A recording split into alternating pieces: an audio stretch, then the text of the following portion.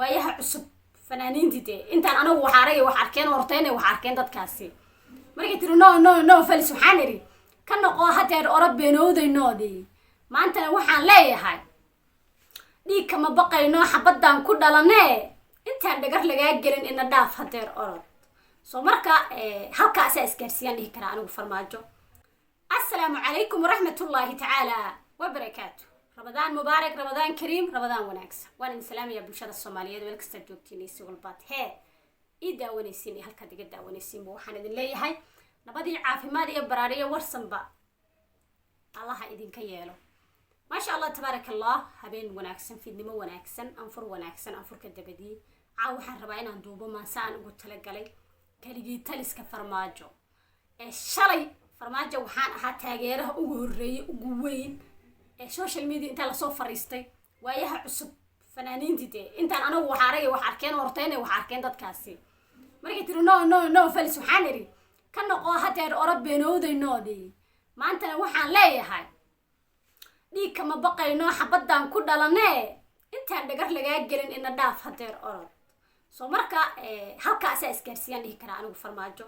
shalay waan ku taageeraya laakiin maanta waxaan ahay mucaaradka ugu weyn adiga ka soo horjeedo maxaa yeelay kursiga xoog laguma helo shacabka xoog laguma dhaqo siyaasadda xoog laguma hanto waxaan xeelad ku imaan xoog ma shaqaynayso meel ay ka shaqaynayso dunidana ma jirto xoog cunuga hadda aa dhasho 5 sano jiro hadda 3 maalin isku xigto dishid ee ku tirayd waxa samay waa dili kartaa le waa iska dhaafiya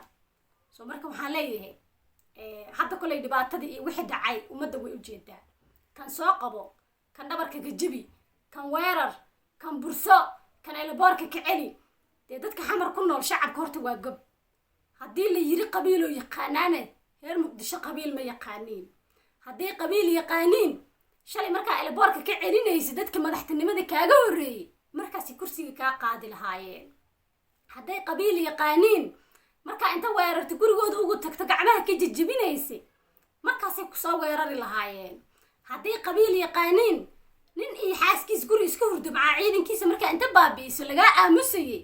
ay ku soo weerari lahaayeen shacabka muqdisho degan qabiil ma yaqaano qarannimada dad waxa way u jajaban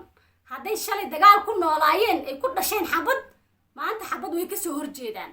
laakiin hadaa sababtid inay xabad dhacdo xisaabta ku darso dadka xabada ku dhashay xabad inay ka baqaynin soo marka farmaajo hadda iyo dan xal wixii ugu jirtaa inuu yiraahdo anigu waan ka tanasulay waxaasi doorashana diyaar u ahay adar kursiga dada kaaga horeeyay xabad hadii wax lagu helayo rag xamar xabada ku haysan jira qof walba way taqaanaa xilka dadka dhan way jecel yihiin soo moogid kuwaas xoog ku haysan lahaa magaalada meel xoog ka shaqaysana ma jirto wax la xoogi karana ma jiraane hal kala xishoodaan leeyahay ما sidaan u dhacaysa insha Allah ninka dhagaxda oo tee madaxtooyo dheeftiyo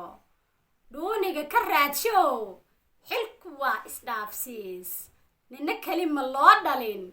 yey kaaga dhagin meel soonigii dhibkaagiyo dhaawacaaga nici jiray soonigii dhaliishiyo dhagarkaa fogayn jiray soonigii dhaqaaliyo dheef badan ku siin jiray canshuurtayda dhuro oo hoodhare ku oran jiray imikay dhammaato kaa dhaartay aniguna wadigaan dhashaadiyo caruurtaada dhoofsho deeldeela nabad yidhi anigaa dhammaadoo dhibaatadu i gaadhaa dhiilada colaadeed abaalkaygi maa dhalay dhiigdaadis joogtaa abaalkaygi maa dhalay miinada dhacaysiya masiibaan dhammaanayn abaalkaygi maa dhalay dhura maydkan aasoo aan diyo la dhiibayn abaalkaygi maa dhalay midka ii dhaqaaqaba inaad dhabarka jibisaa abaalkaygi maa dhalay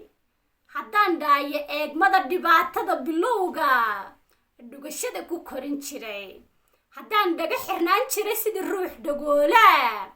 dhibaatada walaalkay iska dhaafa oran jiray imikay dhammaato dhiig kama baqayno xabadaan ku dhalanee intaan dhagar lagaa gelin ina dhaaf hadeer orod